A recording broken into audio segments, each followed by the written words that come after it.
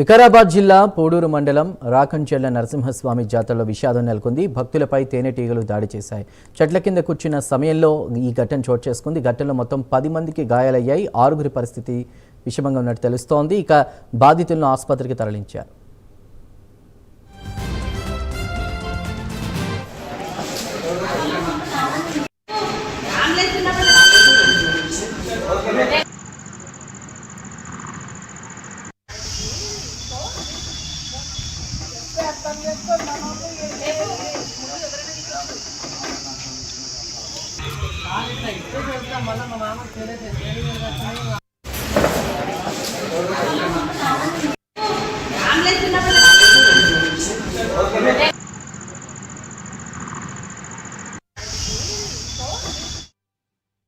వికారాబాద్ జిల్లా పూడూరు మండలం రాకంచెర్ల నరసింహస్వామి జాతరలో విషాదం నెలకొంది. భక్తులపై తేనెటీగలు దాడి చేశాయి.